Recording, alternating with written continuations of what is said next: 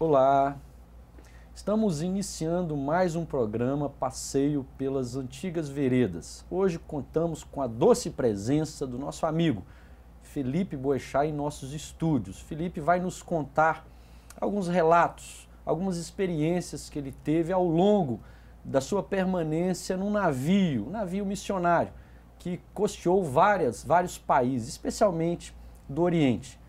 Muito prazer em receber você aqui, Felipe. Prazer é todo meu. Como é que foi, Felipe, a sua decisão em passar tanto tempo, cerca de 4 anos no navio, é Correto. Primeiro foram 2 anos. Toda pessoa que ingressa no navio fica lá por no máximo 2 anos. Depois ela obrigatoriamente volta para casa, fica um período de talvez 1 mês e meio ou 3 meses e depois pode retornar por um tempo maior. Eu fiquei 2 anos, voltei e fiquei mais 2 anos. Foi muito bom. A decisão foi paulatina, não foi num tapa, não. Eu sabia que eu queria fazer um trabalho missionário, mas não sabia onde. Sabia que eu queria ser pastor, mas não sabia quando e nem se estava no momento correto, tinha dúvidas.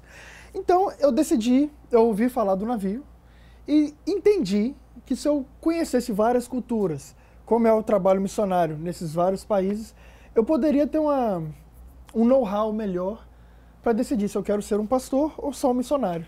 A decisão foi na os verdade, dois. Felipe, hoje, por incrível que pareça, o nosso programa, que tem por nome Passeio pelas Antigas Veredas, hoje vai ser um passeio pelos mares, Pelos não é verdade? mares.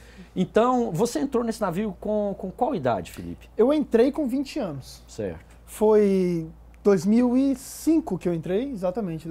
Isso, 2005 eu cheguei e foi em setembro de 2005. Nós entramos num grupo de 90 pessoas, foi em setembro. E foi muito bom. Nós saímos de avião de São Paulo, fomos até Holanda, num lugar pequeno chamado Debron, onde havia um centro de conferências. E lá nós tivemos um treinamento por 2 semanas. Agora, houve algum tipo de seleção específica? Houve. E bem específica. Bem pesado. Não foi levinha não. Por quê? Esse navio pertence a uma agência missionária chamada OM, Operação Mobilização. Ela está presente em mais de 100 países no mundo, aqui no Brasil também. Sua base está em São José dos Campos. Os interessados podem olhar o site da agência missionária, é www.om.org.br. E eu fiz um treinamento lá, que durou 5 meses, foi um treinamento missionário. Eu já falava inglês na época. Se eu não falasse inglês até então, seria 1 ano inteiro de treinamento. Então o inglês é indispensável para se ingressar num navio deste? É indispensável. Se você não tiver, eles vão te ensinar. Pelo menos o básico, para você conseguir se virar legal lá fora. Certo. Mas, acredite em mim, o se virar legal lá fora é difícil. Difícil. Não é fácil, não. Então foram 3 meses. 3 meses em São José dos Campos, onde nós tínhamos aula de manhã e à tarde, muito puxado, muito bom. Eu ia para a cama todo dia com a dor de cabeça bruta. A carga de leitura era muito pesada, a gente cozinhava, a gente lavava, a gente fazia tudo. Mas foi muito gostoso. E após 3 meses de teoria, tivemos 2 meses de prática. Na Missão Betânia, em Jiquiru, é assim que pronuncia, fica no Paraguai. E lá tivemos 2 meses de prática, que foi muito bom também. E o navio zarpou de onde? O navio zarpou quando eu ingressei na África do Sul. Então o que a gente fez? A gente vai de avião até Debron, onde há a conferência de orientação para todos os novos recrutas. Após essas 2 semanas, a gente pegou outro avião e foi até a África do Sul. Certo. Lá a gente ingressou. Certo. Detalhe, lá tivemos um outro treinamento de 2 semanas. Porque ficar no navio não é simples. Certo. É um Você se torna marujo. É um confinamento. Poxa, um detalhe. Alto mar, meia-noite, você olha para o céu, só vê estrela. Você coloca a mão na sua frente e faz assim, ó. Você não enxerga nada. Meu Deus. Você não enxerga a palma da sua mão. Você tem que saber o que é que você faz se o navio afundar. Então eles passam 2 semanas te ensinando o que é que você faz. Então você deve ter trazido à memória, nesses instantes, aquela experiência do apóstolo Paulo de ter passado a voragem do mar e tudo mais. Então isso você sentiu na pele. Senti. Você dizendo dessas coisas, eu me lembrei do grande George Whitefield. Conta-se que George Whitefield atravessou o Atlântico da Inglaterra para os Estados Unidos diversas vezes. E numa delas ele acabou não regressando. Ele saía da Inglaterra para fazer missões na América, nas colônias americanas. Ele passou cerca de 700 e poucos dias, cerca de 2 anos, num navio, né? E é interessante, ou em diversos navios, porque foram várias viagens. E curioso é que naquela época, certamente, no século XVIII, nos anos 1750, enfim, os navios não tinham todo este conforto que tem hoje. Então, quando eu olho para o passado, para os antigos, para aqueles que nos antecederam, e posso visualizar a história deste homem, George Whitefield, esse inglês que tanto se dedicou ao evangelho, passando praticamente 2 anos da sua vida dentro de navios, é uma coisa impressionante, não é verdade? É impressionante. 2 comentários a respeito. O George Whitefield, ele era um pregador extraordinário, como você tanto elogiou aqui agora. Certa feita, ele estava num navio e começou a pregar para os marinheiros do dito navio. E na sua pregação, ele começou a descrever, a narrar um navio entrando numa tormenta. E esse homem tinha um poder de comunicação tão extraordinário, eu creio que abençoado pelo Espírito Santo também. Sem dúvida. Ele descreveu um navio entrando em uma tormenta. E no auge da sua descrição, os marinheiros que o escutavam achavam que era real. E eles começaram a gritar, vamos às baleiras, vamos às baleiras. Lá no navio, onde eu estava, o grito seria diferente. É cada um para a sua estação.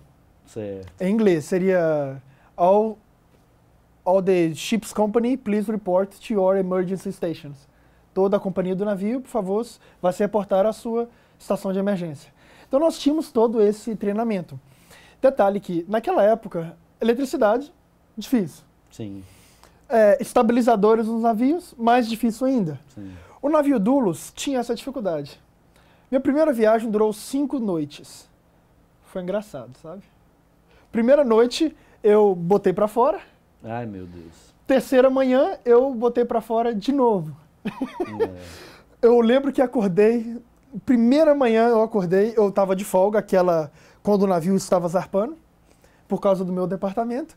E quando eu acordei, a minha cama subia 2 metros e descia 4.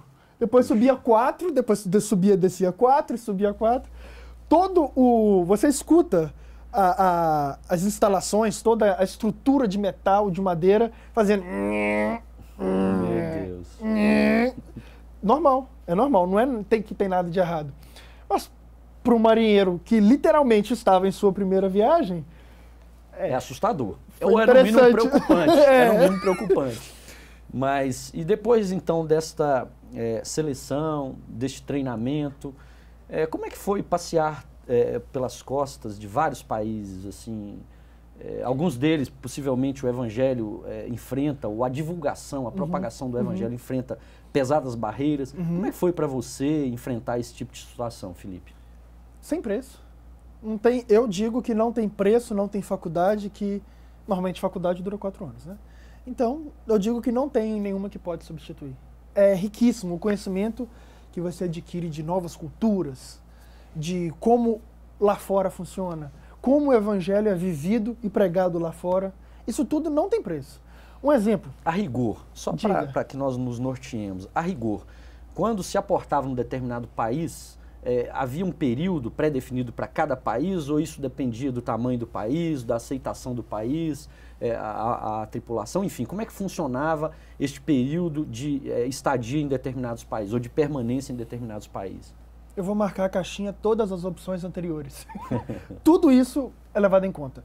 Antes do navio chegar em um determinado local, uma só pessoa vai e ela olha com agentes portuários a disponibilidade de porto. Certo. Um navio comum, comercial, ou até que mesmo que seja um cruzeiro, fica de 24 a 48 horas aportado. Nós ficamos 2 semanas. Períodos breves, são de 5 dias. Normal, 15 dias. Os mais longos, 30 dias. Então nós somos totalmente atípicos. Certo. Nosso navio não tem nada a ver com nenhum outro navio. Um porto comum detesta visitante dentro do porto. Nossa função, a função de quem ia na frente do navio, era pedir permissão para o porto para que a gente recebesse visitantes. 5, 10, 15, 20 mil visitantes em um dia. E neste período também vocês poderiam fazer algumas incursões pelo país em questão? Totalmente, totalmente. Então o que acontece? Vai essa pessoa anteriormente, verifica a disponibilidade, verifica o interesse das igrejas. O interesse das igrejas é muito importante. Sim. Porque veja bem, nós chegamos, fazemos um trabalho, mas saímos. Certo. A igreja permanece. Certo. Então o navio tinha que se preocupar com o interesse das igrejas. Fazendo tudo isso, o navio chegava. Detalhe, quando eu digo fazendo tudo isso, significa meses de trabalho árduo. Certo. Eu trabalhei nesse departamento, depois a gente pode ir para essa Sim. área. Nós aportamos, as pessoas vêm. Nós tínhamos, o navio Dulo cessou suas atividades em 2011. Nós tínhamos a maior biblioteca flutuante do mundo. Hoje, a maior é a do outro navio, que também é nossa. Certo. Então, as pessoas vinham e compravam livros. Então, isso trazia 5, 10, 20 mil visitantes num dia. Sim. Eu era responsável pelas filas. Certo. Então, me mandavam com a equipe de mais 2, 3 pessoas e nós éramos responsáveis por uma fila que você gastava 20 minutos para caminhar ela. A última pessoa gastaria 5 horas de espera. Agora, eles aceitam qualquer tipo de pretendente, passando, obviamente, por esse treinamento, seja ele de origem protestante, católica, ou há alguma objeção? Como é que é feita essa questão da seleção nesse quesito? A operação mobilização tem algumas regras. A pessoa tem que ser membro da sua igreja local, daquela igreja, por no mínimo 1 ano. Ela tem que ser um nascido de novo, um crente, professo, por no mínimo 2 ou 3 anos, agora me falhou a memória.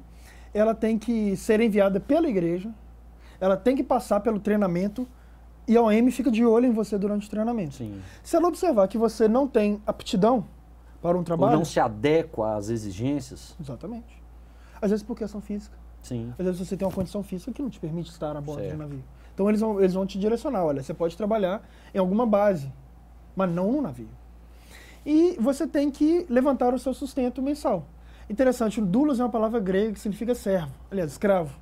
E nós pagávamos para trabalhar. Certo. Então, o brasileiro paga $420 por mês para estar lá e trabalhar. A gente trabalhava 5 dias por semana, um dia de folga e mais um dia que era exclusivamente para evangelismo. Então, você cumprindo todas essas demandas, a OM te envia sim. Certo. Independentemente do seu background religioso. Basta que você cumpra esses requisitos. Correto. Sendo igreja cristã evangélica, tranquilo. Ok. Realmente um assunto por demais interessante. Eu tenho sido muito enriquecido com essas informações e creio que você também está sendo e certamente será no próximo bloco. Nós agora faremos um breve intervalo e na sequência continuaremos essa conversa instrutiva e prazerosa com o nosso amigo Felipe. Até daqui a pouco.